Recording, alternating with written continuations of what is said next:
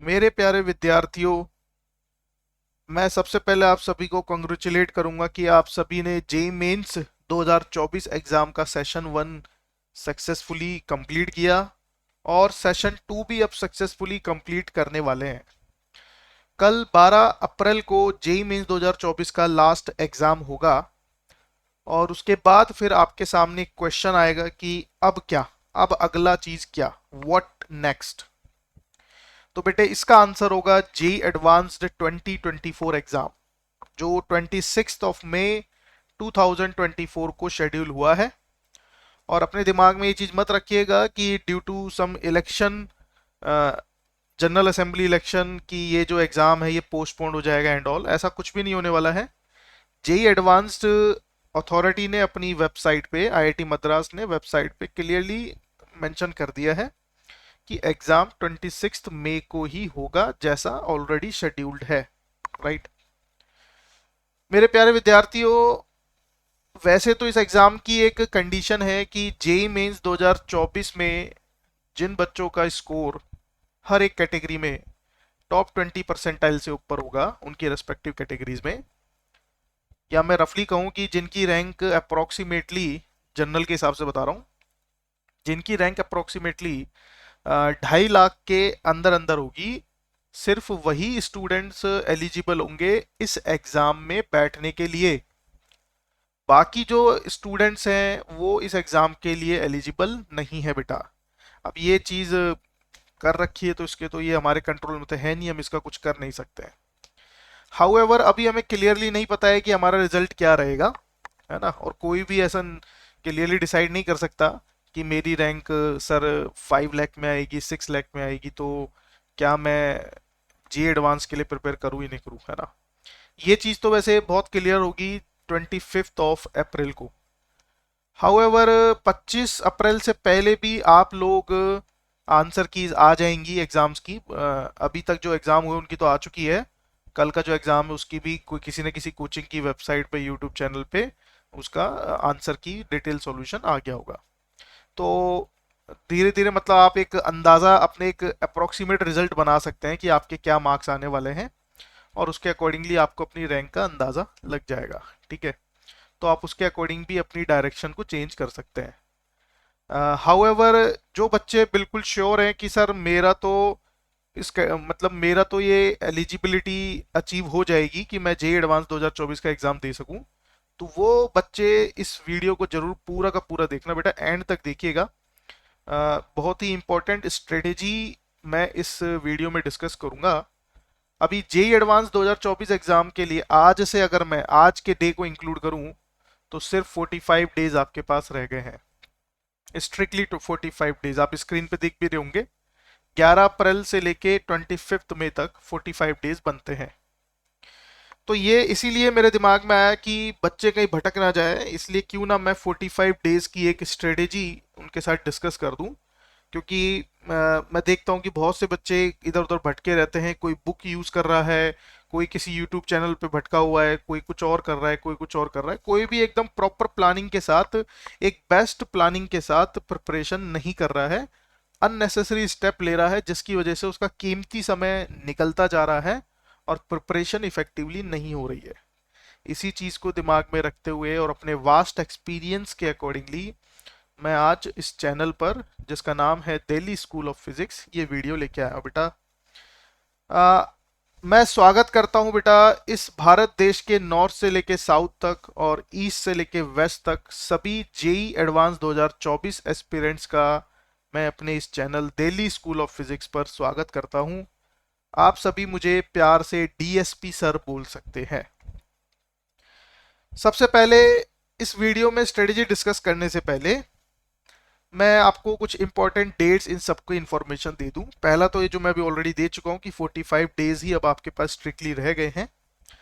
और नेक्स्ट जो 26 of May है उस दिन आपका बेटा एग्जाम शेड्यूल हुआ है। 26 मई संडे है, ये रहा एग्जाम का डेट।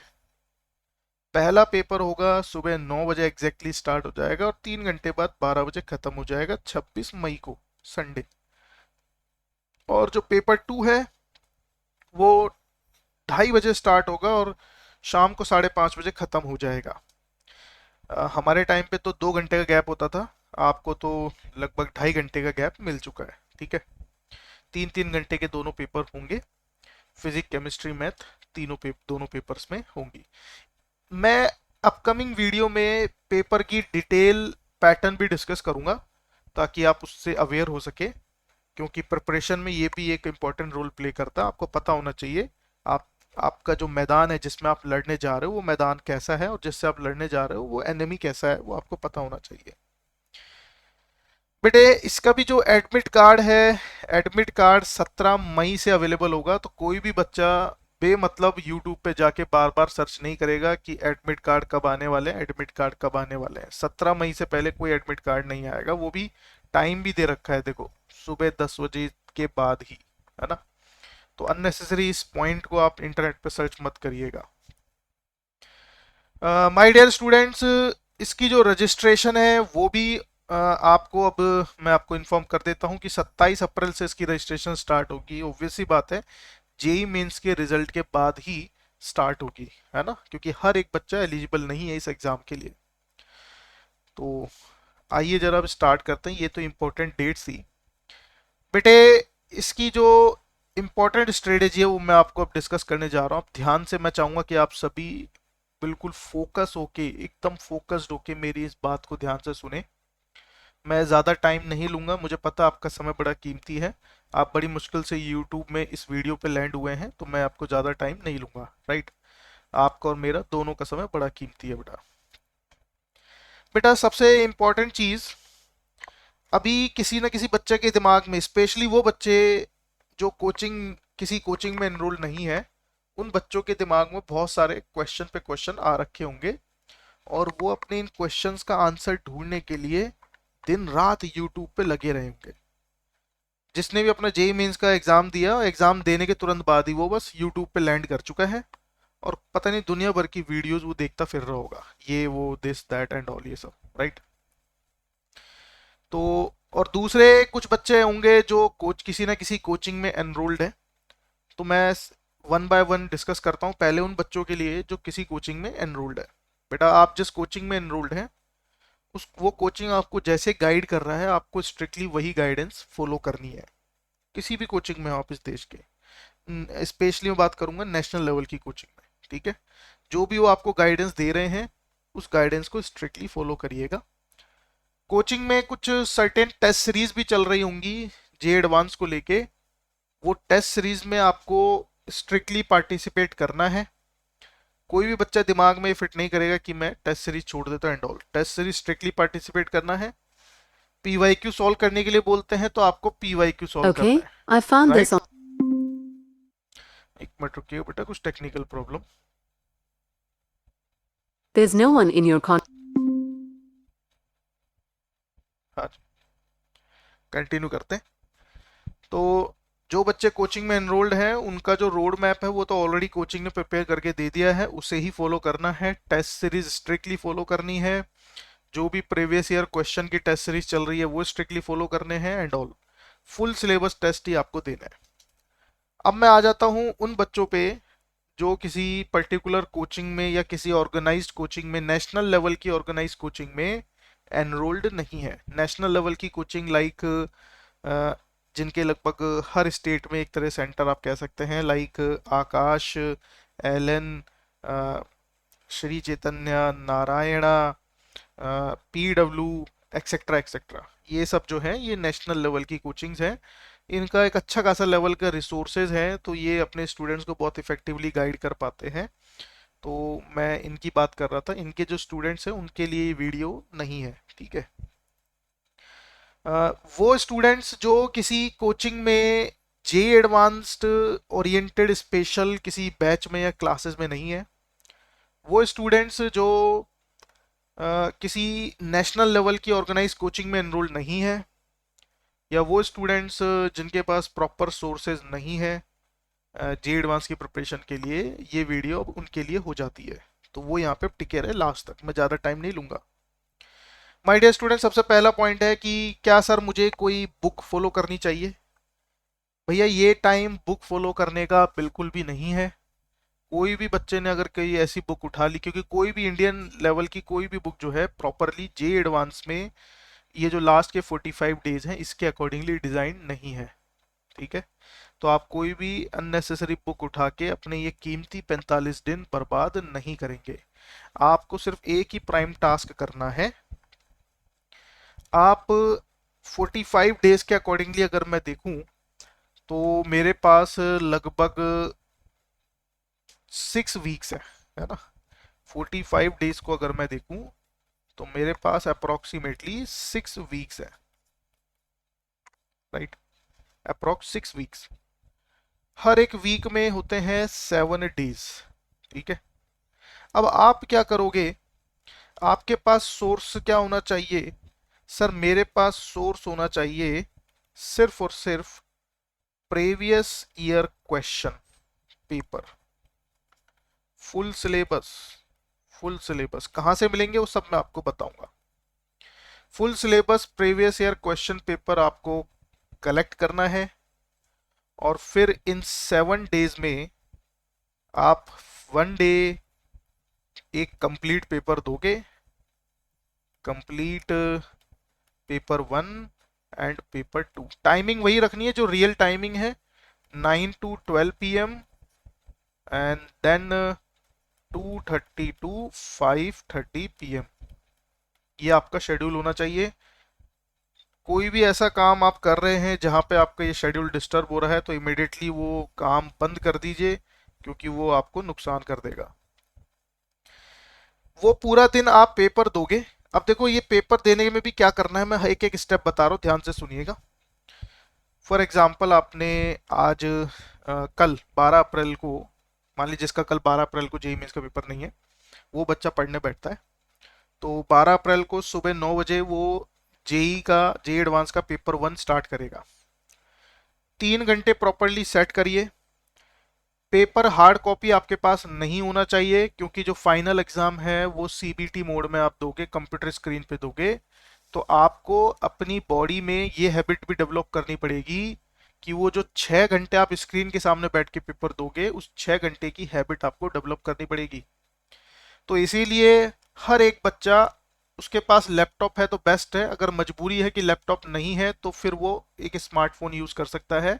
लेकिन अगर उसके पास लैपटॉप है या वो लैपटॉप का कहीं से अरेंज कर सकता है अपने किसी दोस्त से या अपने रिलेटिव से, तो लैपटॉप ही यूज करना है। मोबाइल एक्सट्रीम और इमरजेंसी केस में ही यूज करना है। उस लैपटॉप में आप पेपर 1 डाउनलोड कर लीजिए। कहाँ से डाउनलोड करना है, कहाँ से मिलेगा, वो सब मैं बताऊंगा अभी इस वीडियो में आगे चल के। पेपर 1 आपने डाउनलोड कर लिया है, फिर अपने लैपटॉप का इंटरनेट वाईफाई पूरी तरह से डिस्कनेक्ट कर दीजिए। कोई लैपटॉप वाईफाई आपको पेपर के दौरान यूज नहीं करना है।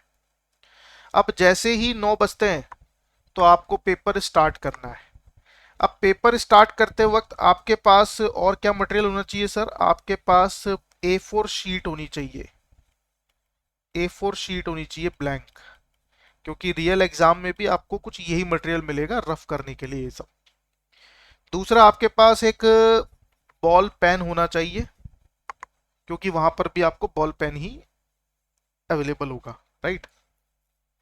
और तीसरा चीज, आपको एक, क्योंकि अब आपके पास कंप्यूटर पे थोड़ी ना आप उसको उसके आंसर को मार्क कर सकते हैं, तो आप एक पेपर और रखिएगा। उस पेपर में पहले ही क्वेश्चन 1 2 3 ऐसे मार्क करके रखिएगा। और लेट्स सपोज जैसे क्वेश्चन नंबर 1 सिंगल करेक्ट है और उसका आंसर है ऑप्शन ए, तो तुरंत वहां पे ऑप्शन ए लिख दिया 1 के सामने। मान लीजिए क्वेश्चन नंबर 5 जो है वो इंटीजर टाइप है, तो जो भी उसका न्यूमेरिकल डेटा बनता है वो वहां आपने मेंशन कर दिया। मैच द फॉलोइंग है तो मैच द फॉलोइंग का जो भी ऑप्शन बनता है वो आपको वहां पे मेंशन कर देना एंड ऑल। क्लियर है? तो ऐसे आपके पास पेपर होने चाहिए। इससे क्या होगा कि आपको एक एनवायरनमेंट क्रिएट हो जाएगा उस फाइनल एग्जाम के जैसा, और आपकी बॉडी उसके अकॉर्डिंगली अपने आप को अडेप्ट कर लेगी। भैया बॉडी को अडेप्ट कराना बहुत जरूरी है। फॉर एग्जाम्पल जैसे मान लीजिए अगर कोई पर्सन, जैसे मान लीजिए कोई पर्सन प्लेन में रहता है, दिल्ली में रहता है, और उसको सडनली मैं एरोप्लेन से ले जाके माउंट एवरेस्ट पर रख दूं, तो तुरंत वो मर जाएगा, तुरंत। क्यों? क्योंकि एकदम से जो सडन चेंज आया है बॉडी उसको हैंडल नहीं कर पाती है, क्योंकि बॉडी को लगता है टाइम उस चीज़ को अडेप्ट करने के लिए। तो इसीलिए बेस्ट स्ट्रेटेजी क्या रहती है कि वो पर्सन दिल्ली से वहां तक जाएगा जहां से भी वो स्टार्ट होता है, फिर वो बेस कैंप तक की यात्रा करेगा जो लगभग 150 किलोमीटर के करीब होती है शायद। बेस कैंप तक जाएगा माउंट एवरेस्ट के। जैसे जैसे वो बेस कैंप तक जाता रहता है धीरे धीरे उसकी हाइट लेवल एलिवेशन बढ़ता रहता है, तो उसकी बॉडी जो है उस एलिवेशन के अकॉर्डिंगली वेदर कंडीशंस को अडेप्ट करती चली जाती है, टाइम मिल जाता है प्रॉपर अडेप्ट करने का। तो बेटे सेम वे में ऐसे यहाँ पर भी ऐसा नहीं है कि आज आप बैठे हो 45 दिन पता नहीं कुछ भी घिचुड़ पुचड़ करके पढ़ रहे हो और फिर 45th डे के बाद 26 मई तुरंत एग्जाम में पहुंच जाओगे और वो 6 घंटा तुम निकाल लोगे। बेटा भूल जाओ, ऐसा कुछ नहीं होने वाला है। बैक फायर कर जाएगा वो अलग। तो हो सकता है उस बच्चे को पेपर में काफी क्वेश्चन आते हो, लेकिन वो एनवायरनमेंट वो हैंडल नहीं कर पाएगा, तो उसे काफी क्वेश्चंस का नुकसान हो सकता है। और एग्जाम में एक क्वेश्चन छोड़ना मतलब समझो रैंक काफी ऊपर नीचे कर देना, हजारों में ऊपर नीचे हो जाना, इवन लाखों में भी हो सकती है। तो ऐसी मिस्टेक ऐसी गड़बड़ कोई भी बच्चा नहीं करेगा। जो मैं बता रहा हूँ बेटा उसको स्ट्रिक्टली फॉलो करिएगा, एक्सपीरियंस से बता रहा हूँ, एक्सपीरियंस टीचर हूँ मैं, ठीक है। आगे बढ़ते हैं। तो पेपर 1 कंप्लीट हुआ 12 बजे। 12 बजे पेपर कंप्लीट होते ही आपके पास एक आंसर की प्रिपेयर्ड हो जाएगी। रुकना नहीं है, आराम नहीं करना, 5-10 मिनट आराम कर लेना, वॉशरूम चले गए, पानी वानी पी लिया, ये सब। उसके बाद तुरंत उस प्रिपेयर्ड आंसर की में जो आपने प्रिपेयर की है, तुरंत उस पेपर का सॉल्यूशन ओपन करो। सॉल्यूशन कहाँ से मिलेगा वो सब मैं आपको बता दूंगा। तुरंत उस पेपर 1 का सॉल्यूशन ओपन किया और जो उसकी आंसर की है उससे मैच करके अपने मार्क्स वहीं, मतलब अपनी कॉपी आपको चेक करनी है, तुरंत अपने मार्क्स वहां मेंशन कर दिए। उनको कंप्लीट टोटल नहीं करना है, बस मार्क्स मेंशन कर देना है, टोटल बाद में करेंगे, ठीक है। और ऐसा करके रख दिया, इससे क्या थोड़ा टाइम बचेगा। इसको साइड में रख दिया, थोड़ा रिलैक्स कर लो। वैसे फील करो जैसे मान लो अब 2.5 घंटे बाद आपका दूसरा एग्जाम जो है, तो वो जो 2 घंटे का आपके लिए अप्रोक्सीमेटली गैप है, उस 2 घंटे में आप क्या करोगे वैसे आपको फील करना है। अब वहां पे एग्जामिनेशन सेंटर में वो 2-2.5 घंटा जो है, जैसे कई बच्चे क्या करते हैं अपने पेरेंट्स के साथ गाड़ी में जाते हैं तो गाड़ी में बैठे रहते हैं और सेकंड पेपर के लिए अपने नोट्स को रिवाइज करते रहते हैं। कई बच्चे इधर उधर ऐसे घूमते रहते हैं, कोई रेस्टोरेंट में चले जाता है खाना पीना करने के लिए एंड ऑल ये सब, है ना। तो वो 2 घंटे टाइप की फीलिंग आपको करनी है, आपको भी ऐसा ही करना है। आपको भी जो भी बेस्ट लगता है, आपको लगता है कि नोट्स रिवाइज करना है तो नोट्स रिवाइज करना चाहिए, आपको लगता है कि थोड़ी ऐसे खाली बैठना है तो खाली बैठिए, ठीक है। मतलब आपकी बॉडी अडेप्ट होनी चाहिए उस मोमेंट को लेके। वैसे तो सही बताऊं, नोट्स रिवाइज करने वाला जो केस है ना वो सही नहीं है, क्योंकि नोट्स जब आप रिवाइज कर रहे होते हैं ना तो ब्रेन की एनर्जी और ज़्यादा ड्रेन होती है। देखो जे एडवांस का जो पेपर है उसमें थोड़ा डिफिकल्टी लेवल रहता है, और थोड़ी डिफिकल्ट प्रॉब्लम को सॉल्व करते करते हमारी ब्रेन की बहुत ज़्यादा एनर्जी ड्रेन आउट हो जाती है। तो ब्रेन को रिलैक्स करने के लिए समय चाहिए होता है, इसीलिए 2 पेपर के बीच में आपको रफली 2.5 घंटे का गैप दे रखा है। अब अगर आप उस 2.5 घंटे में भी बैठ के नोट्स रिवाइज कर रहे हो, ब्रेन को कंसिस्टेंटली यूज कर रहे हो, मेमोरी पावर अच्छी खासी यूज कर रहे हो, सोच रहे हो चीज़ों को लेके, तो ब्रेन की और ज़्यादा एनर्जी चली जाएगी और सेकंड पेपर में ये चीज़ बैकफायर कर सकती है। तो ऐसी चीज़ ना ही करो तो बेस्ट है। मैं तो अपने पर्सनल एक्सपीरियंस से जो मेरे स्टूडेंट रहे हैं जिनकी बहुत अच्छी अच्छी रैंक आई है, जैसे 84 रैंक थी एक बच्चे की 2019 में, 83 रैंक थी, और उसके बाद 222 रैंक, 109 रैंक, 571 रैंक, और एक ऐसे ही और भी 2022 1790 एंड सोन, इस टाइप से बहुत सारी रैंक के स्टूडेंट्स को मैंने एनालाइज किया हुआ है, और जब मैं भी अपने टाइम पे प्रिपेयर करता था उन सभी के एक्सपीरियंस के अकॉर्डिंगली मैं आपको ये इन्फॉर्म कर रहा हूँ, राइट। तो माय डियर स्टूडेंट, अब आप सेकंड पेपर स्टार्ट करोगे 2:30 पे। सेकंड पेपर स्टार्ट किया, वही 3 घंटे प्रॉपरली यूटिलाइज किया, कोई इधर उधर की हेल्प कहीं से भी नहीं लेनी है। जब आप वो 3 घंटे पेपर देने बैठ रहे हो तो अपने आसपास का एनवायरनमेंट आपको एग्जामिनेशन हॉल जैसा ही मेंटेन करना है। मतलब कि कोई डिस्टरबेंस ये सब नहीं हो।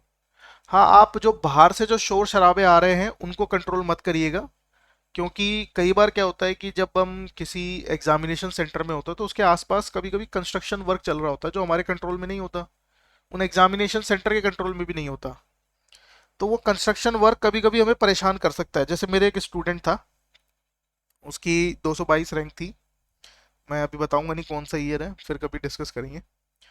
तो जैसे ही वो एग्ज़ाम दे के बाहर निकला, तो हम क्या करते हैं, जब एग्ज़ाम हो जाता है तो हम मिलने जाते हैं अपने स्टूडेंट से।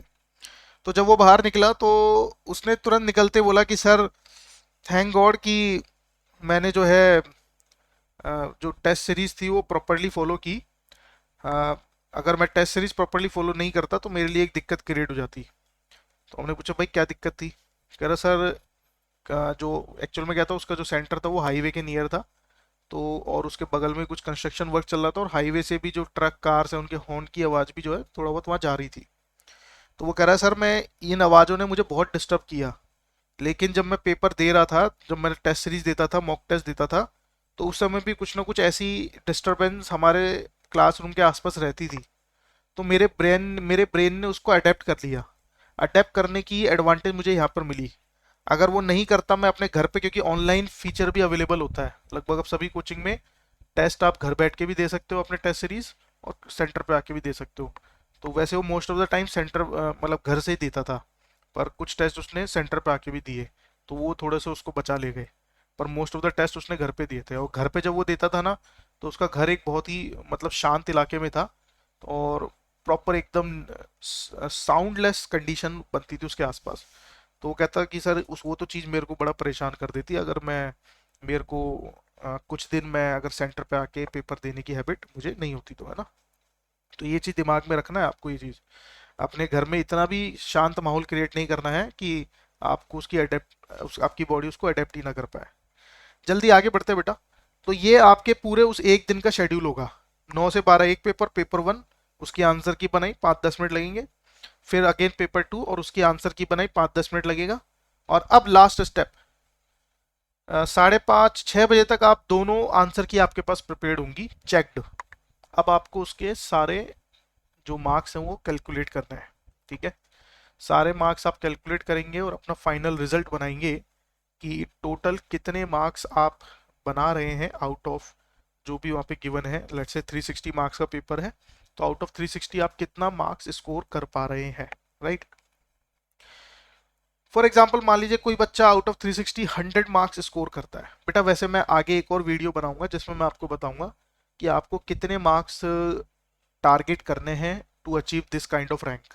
किसी पर्टिकुलर रैंक के लिए कितने मार्क्स आपको लेने हैं। जे एडवांस का मतलब ये नहीं कि आप 100% पेपर सॉल्व करके आओ। जैसे स्कूल एग्जाम होता था ना, कि स्कूल एग्जाम में तो हमारा एक ही मकसद होता था कि सारा का सारा पेपर हमें सॉल्व करना ही करना है। पर कंपटीशन एग्जाम ऐसे नहीं होते हैं। कंपटीशन एग्जाम और स्कूल एग्जाम में बिल्कुल डिफरेंस होता है, बहुत बड़ा डिफरेंस होता है। तो इसके बारे में मैं कभी वीडियो बनाऊंगा कि क्या वो डिफरेंस है एंड ऑल ये सब, राइट। तो आप पूरा कंप्लीट रिजल्ट बनाइए। फॉर एग्जांपल किसी बच्चे के 360 में से 100 मार्क्स हैं, तो निराश नहीं होना है, निराश नहीं होना है। अब आपको डीपली एनालाइज करना है कि वो कौन कौन से पर्टिकुलर क्वेश्चन थे जो आप सॉल्व बिल्कुल नहीं कर पाए, जिसमें आप एकदम ब्लैंक हो गए, आपको कुछ पता ही नहीं चल रहा था क्या करना है क्या नहीं करना। पर 2 साल से आप सिलेबस 11th-12th का पढ़ रहे थे, तो एटलीस्ट इतना आप पता लगा लोगे कि वो क्वेश्चन किस पर्टिकुलर टॉपिक से, किस चैप्टर के किस टॉपिक से बिलोंग करता है। उस क्वेश्चन को मार्क कर लो और उस पर्टिकुलर टॉपिक को लिख लो, उसकी एक लिस्ट बना लो कि ये टॉपिक के क्वेश्चन मैं सॉल्व बिल्कुल नहीं कर पाया। इस टॉपिक के क्वेश्चन सॉल्व करते वक्त बहुत ज़्यादा टाइमिंग लगी, डिफिकल्टी लगी। ये सब आपको लिख लेना है। देखो ये एनालाइज करना पड़ेगा, ठीक है।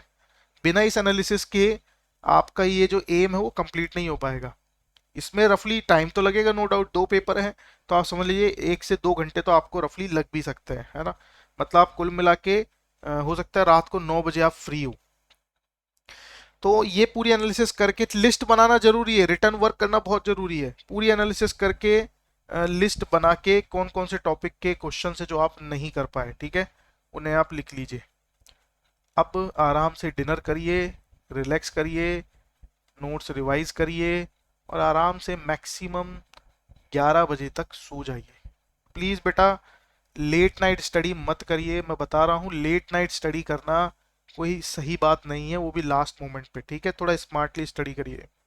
अर्ली मॉर्निंग आप थोड़ा जल्दी उठ के स्टडी करिए, वो ज़्यादा बेनिफिशियल रहता है। क्योंकि लेट नाइट, क्योंकि आप पूरा पूरा दिन आप पेपर दे रहे हैं, आपकी ब्रेन की एनर्जी का लेवल बहुत गिर चुका है रात तक आते आते 9-10 बजे तक। लेवल इतना नीचे गिर चुका है कि जो थका हुआ दिमाग होता है उसकी इच्छा शक्ति भी कमजोर हो जाती है। अब वो इस वीक माइंड सेट के साथ अगर पढ़ने बैठेगा तो उसको एक तो ज्यादा एफर्ट लगेगा, अपनी वो नींद खराब करेगा, जो थोड़ी बहुत एनर्जी है वो भी ड्रेन आउट हो जाएगी, पूरी तरह से ब्रेन एग्जॉस्ट हो जाएगा और वो एक नेगेटिव माइंडसेट बनने लग जाएगा उसका। और अगर वो नेगेटिव माइंडसेट के साथ सोएगा तो अगला दिन भी उसका कहीं ना कहीं डिस्टर्ब होता ही होता है, एटलीस्ट आधा दिन तो डिस्टर्ब होता ही होता है। तो बेटे प्लीज मेरी रिक्वेस्ट है आप सभी से कि कोई भी बच्चा ऐसी हरकतें नहीं करेगा, ठीक है? जो बता रहा हूँ उसको दिमाग में रखिएगा अपने एक्सपीरियंस से। और मेरे जो स्टूडेंट्स की स्टडी रही है कितने सालों में, लगभग 13 साल से ऊपर का मेरा एक्सपीरियंस है। 13 सालों में मैंने जितने भी टॉपर्स टॉपर्स मीडियोकर्स फेलियर्स हर तरह के बच्चों की एनालिसिस की हुई है, उसके बेसिस पे मैं आपको ये ज्ञान दे रहा हूँ, ठीक है? तो इसलिए प्लीज इसको स्ट्रिक्टली फॉलो करिएगा। तो सो जाइए मैक्सिमम 11 बजे तक, है ना? जल्दी सो जा, अच्छी बात है। सुबह अर्ली मॉर्निंग उठ जाओ। अर्ली मॉर्निंग का मतलब ये नहीं कि तुम 2 बजे या 3 बजे उठ रहे हो। अर्ली मॉर्निंग का मतलब हो गया कि एक एक अच्छे लेवल की नींद लेने के बाद एटलीस्ट कम से कम 6 घंटे की नींद सफिशिएंट है। 7-8 घंटे की जरूरत नहीं है, 6 घंटा सफिशिएंट है। ब्रेन प्रॉपरली अपनी एनर्जी रीगेन कर लेता है। मिनिमम 6 घंटा, ठीक है? मैक्सिमम 7 घंटा सफिशिएंट है, उससे ज़्यादा नहीं होना चाहिए, ठीक है?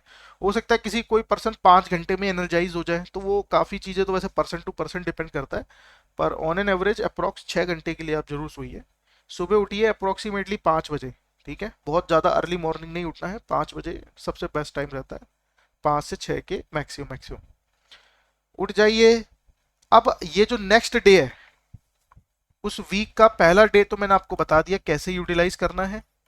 अब उस वीक का नेक्स्ट डे, डे 2 मैं बता रहा हूँ। बेटा उस लिस्ट को निकालिए जिसमें आपके वो सारे वीक टॉपिक्स लिखे हुए थे।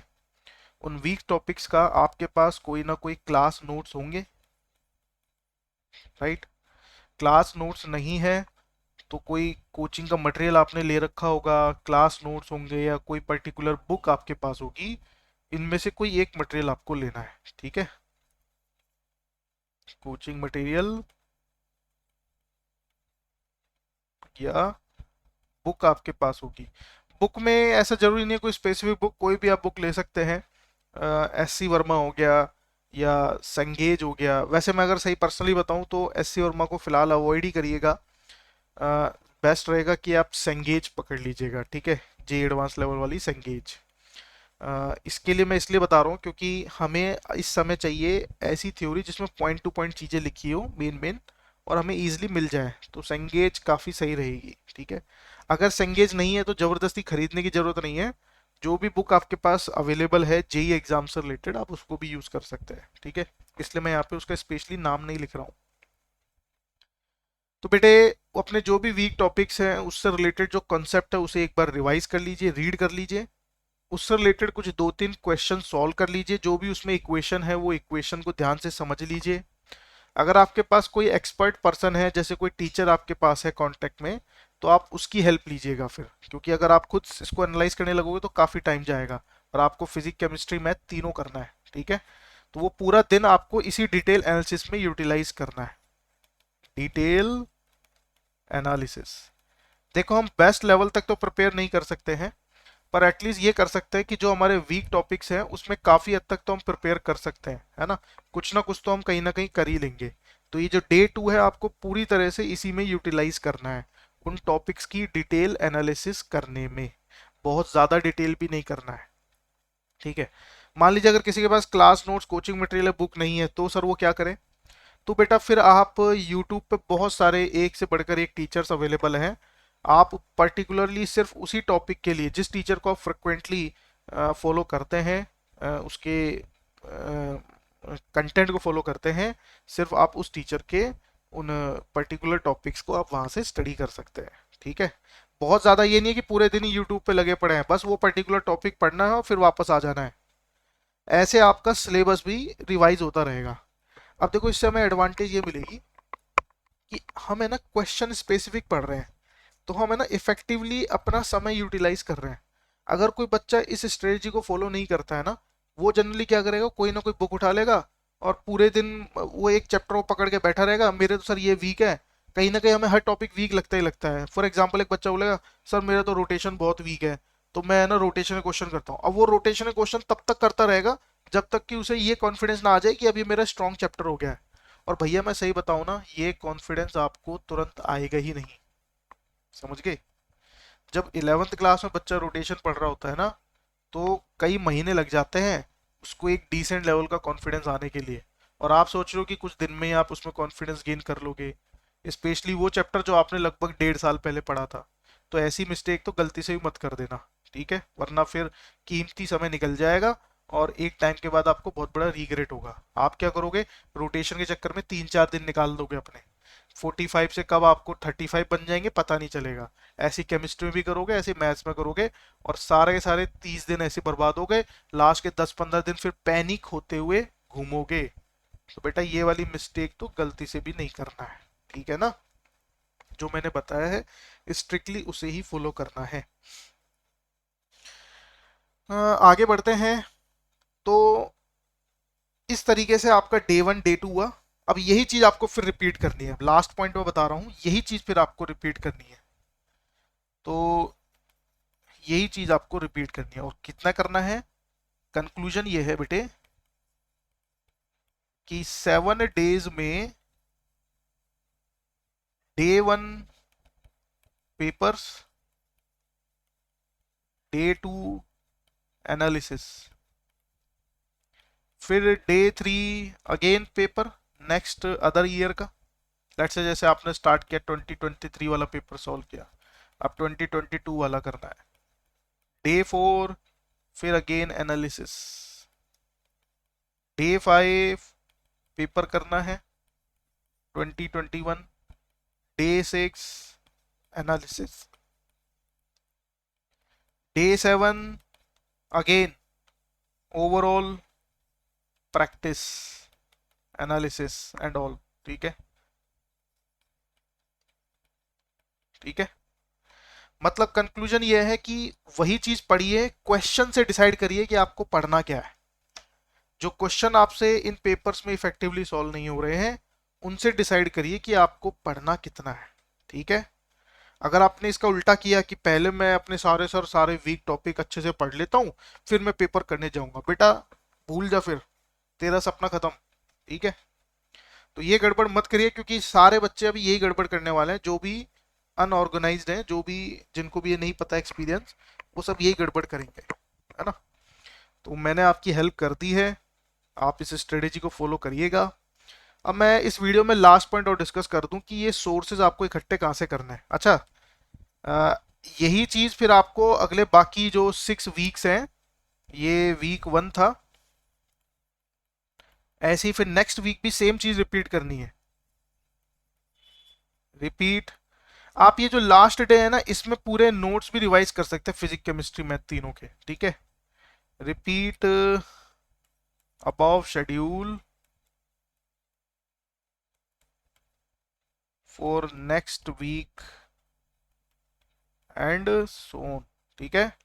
कब तक? जब तक कि फाइनल डे ना आ जाए।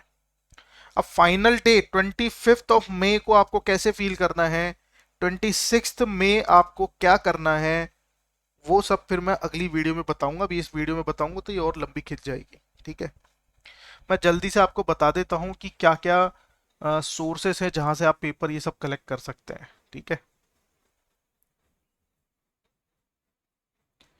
सबसे पहले आप जाइएगा गूगल क्रोम पे और वहां लिख दीजिएगा, जो भी ब्राउजर उस पे जाना है, और वहां पे लिख दीजिएगा जेई एडवांस्ड 2024। तो तुरंत आप जेई एडवांस की ऑफिशियल वेबसाइट पे पहुंच जाएंगे। ये आप देख रहे हैं ना ऊपर वेबसाइट, जेई एडवांस की ऑफिशियल वेबसाइट पे पहुंच जाएंगे। यहाँ पे डाउनलोड्स में जाइएगा, माय मिस्टेक, एग्जामिनेशन में जाइएगा। एग्जामिनेशन में आपको प्रीवियस ईयर जो पेपर हैं, एक मिनट, मुझे लगता है एग्जामिनेशन नहीं है, आर्काइव में होगा। हाँ जी बिल्कुल, आर्काइव में जाना है। आर्काइव में आपको क्वेश्चन पेपर्स मिल जाएंगे। क्वेश्चन पेपर आप देख रहे हैं ना यहाँ पे, जे एडवांस के 2023 से लेके 2007 तक के क्वेश्चन पेपर है। रिवर्स चलना है, 2007 से स्टार्ट नहीं करना, 2023 से करना है। सबसे पहला पेपर 2023 का सॉल्व करोगे, फिर 22 का, 21, 20, 19, 18, 17। वैसे भी हमारे पास सिर्फ 6 वीक्स हैं, एक वीक में 3 पेपर आप कर रहे हो, तो 18 साल तक के पेपर में टेक्निकली लगता है कि हम जा सकते हैं पीछे तक, पर इतना करने की ज़रूरत नहीं है। आप जैसे ही 2010 तक पहुँचे तो आप इन्हीं को ही रिपीट कर लेना दोबारा से। दोबारा रिपीट करना है, ये नहीं है कि 2010 के बियॉन्ड पे पीछे और जा रहे हो। ठीक है, मैं तो ये बोलूँगा बेस्ट ये रहेगा कि आप 2023 पहले वीक में आप कर लोगे 2023, 22 और 21। दूसरे वीक में आप करोगे 2020, 19 और 18। और तीसरे वीक में आप करोगे 17, 16 और 15। अब जो बाकी के नेक्स्ट 3 वीक्स होंगे ना, उसमें इन्हीं चीजों को वापस रिपीट कर दो।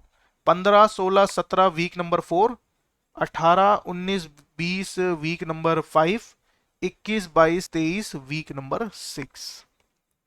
तो आप एक तरह से एक पेपर को 2 बार सॉल्व कर रहे हो और उसकी एनालिसिस भी 2 बार कर रहे हो, और अपने जो भी टॉपिक्स हैं उसमें रिफाइनमेंट होती चली जाएगी। ये बिल्कुल वैसे ही है जैसे मान लीजिए आपने चाय को एक बार छाना किसी मोटी छलनी से, तो उसमें चाय आ गई लिक्विड, और छोटी छोटी जो चाय पत्ती है उसके बीज आ गए, मतलब उसके दाने आ गए। बाकी जो मोटा मोटा था, अदरक हो गया, इलायची हो गई, वो छन गया, है ना, एक बार रिफाइनमेंट हो गई। अब आप उसे और पतली छन्नी से छानोगे तो अब सिर्फ चाय बाहर आ रही है, जो चाय के ग्रेन्यूल से दाने थे वो पीछे छन गए, है ना। तो ये बस यही ऐसे समझ लीजिए, आप एक तरह से रिफाइन कर रहे हो। तो माय डियर स्टूडेंट, यही फॉलो करना है आपको। अब यहां से तो आपको पेपर मिल जाएंगे, जैसे फॉर एग्जांपल 2023 का, ये ऐसे क्लिक करोगे, ये डाउनलोड में चला जाता है इस टाइप से। पेपर 1, पेपर 2 इंग्लिश हिंदी दोनों में अवेलेबल है, तो जो भी बेस्ट है उस हिसाब से कर सकते हैं। डाउनलोड किया, ये आ गया पेपर, तुरंत इंटरनेट बंद कर दिया। जो ये इंस्ट्रक्शन दे रखे हैं उस इंस्ट्रक्शन को केयरफुली जरूर पढ़िएगा। कई बार बच्चे इंस्ट्रक्शन पढ़ते नहीं है, लास्ट मोमेंट पे जो अथॉरिटी है वो इंस्ट्रक्शन में कुछ बदलाव करती है। कौन से क्या मार्किंग है ये भी ध्यान रखना है आपको, समझ रहे हो ना। फुल मार्क्स +4, पार्शियल मार्किंग भी होती है, और जीरो नेगेटिव मार्किंग भी होती है यहाँ पर। ठीक है, तो कौन से किस सेक्शन में क्या कैसे मार्क्स हैं, क्या एग्जाम का पैटर्न है, ये तो मैं नेक्स्ट वीडियो में डिस्कस करूंगा। पर जिस बच्चे को पता है वो उसके अकॉर्डिंगली चलेगा। ठीक है, पूरा पेपर कंप्लीट देने के बाद जो मैंने आपको बताया था वही फॉलो करना है। ये तो हो गया क्वेश्चन पेपर। जे एडवांस की वेबसाइट पे सॉल्यूशन नहीं है, सिर्फ पेपर अवेलेबल है, सॉल्यूशन नहीं है इनका। तो सॉल्यूशन के लिए आप क्या करेंगे, सॉल्यूशन के लिए आप किसी भी वेबसाइट पे, किसी भी कोचिंग की वेबसाइट पे जा सकते हैं। आकाश, एलन, फिटजी, नारायणा, श्री चैतन्य, इनकी किसी की भी वेबसाइट, रेजोनेंस, इनकी किसी के भी वेबसाइट पे आप चले जाइए। वहां पे बहुत इजीली आपको जे एडवांस का डिटेल सॉल्यूशन मिल जाएगा। ठीक है, तो आप वो एनालिसिस वाले डे वो डिटेल सॉल्यूशन की भी हेल्प ले सकते हो। क्लियर है बेटे? ठीक है, मैं डिस्क्रिप्शन में ये सारे पेपर मेंशन भी कर दूंगा डिस्क्रिप्शन में। और वैसे तो कोई भी कोचिंग की वेबसाइट से आप कर सकते हो, तो बेस्ट रहेगा कि आप खुद ही वहाँ पे एक्सप्लोर कर लें, है ना। तो this was everything about the 45 days strategy for J advance 2024 exam. मेरे कुछ अनाउंसमेंट भी है, 1 मिनट रुकिएगा, कुछ अनाउंसमेंट भी है। अनाउंसमेंट ये है कि बेटा अब अपकमिंग में कुछ और ऐसे ही पैटर्न डिस्कस करने वाली वीडियो, जो डी डे होगा वो वाली वीडियो, 26 में 25 में को क्या करना है उसकी वीडियो, डी डे, उसको मैं डी डे बोल रहा हूँ। और एग्ज़ाम का डिटेल पैटर्न एनालिसिस करने वाली वीडियो ये भी मैं लेके आऊँगा। और एक और तीसरी सबसे अच्छी बात बेटा और है आपके लिए, कि मैं एक क्रैश कोर्स भी स्टार्ट कर रहा हूँ। क्योंकि मेरा एक्सपर्टीज सिर्फ जेई एडवांस लेवल फिजिक्स में है, तो मैं केमिस्ट्री मैथ में तो नहीं कर पाऊंगा आपकी हेल्प, लेकिन मैं जेई एडवांस फिजिक्स के लिए आपकी हेल्प कर दूंगा। तो जो ये क्रैश कोर्स टाइप होगा, वैसे क्रैश कोर्स बोलना इसको सही नहीं है, हम बोलेंगे कि 45 days course, right. However 45 days हम नहीं चलाएंगे इसको, हम एज सुन एज पॉसिबल इसको कंप्लीट करेंगे। हम मैक्सिमम 30 डेज में इसको कंप्लीट करेंगे, और इसको मैं स्टार्ट करूंगा 14 अप्रैल से, राइट। तो फ्री है, कोई इसका कुछ भी प्राइस कुछ भी पे आपको नहीं करना है। बस हाँ, एक आपको हेल्प करनी होगी कि अ, इस चैनल पे जितना हो सके उतना सब्सक्राइब करना है। ठीक है, जितनी हो सके उतना अपने जो कंफ्यूजन है, अपने क्वेश्चंस हैं, वो आप कमेंट करिए। मैं कोशिश करूंगा कि हर एक कमेंट का मैं आंसर कर पाऊँ। ठीक है बेटा, यही मेरे लिए रिवॉर्ड रहेगा। बाकी मेरी फीस रहेगी। बाकी आप जब भी किसी से कोई नॉलेज लेते हैं तो प्लीज़ उसे फ्री में मत लीजिए, क्योंकि उसकी कोई इंपॉर्टेंस नहीं रहती है। ठीक है, एक एटलीस्ट वो पर्सन अफोर्डेबल चीज़ मेंटेन करेगा, प्राइस मेंटेन करेगा, तो आप भी अपने लिमिट के अकॉर्डिंगली उसको जरूर पे करें। और जरूरी नहीं है कि पे जो है पैसों में ही होता है। जैसे अभी मैं आपसे क्या डिमांड कर रहा हूँ, अभी मैं आपसे डिमांड कर रहा हूँ कि आप फोकस्ड होके मेरे सभी जो भी मैं लेक्चर्स डालूंगा उन लेक्चर्स को फोकस्ड होके समझिए। उस कोर्स की पूरी डिटेल प्लानिंग की वीडियो भी मैं जल्दी मेंशन कर दूंगा 14 अप्रैल से पहले ही। तो एक दो दिन में ही आप उसको देखिएगा, उसमें कोर्स की पूरी डिटेल इंफॉर्मेशन अवेलेबल होगी। ठीक है बेटा, चलिए एंड करते हैं, मैं आपका ज़्यादा समय नहीं लूंगा। जाइए बेटा, स्टडी करिए आज और अभी से ही स्टार्ट कर दीजिए। वेट, टाइम वेस्ट नहीं करना है। मिलते हैं नेक्स्ट वीडियो में।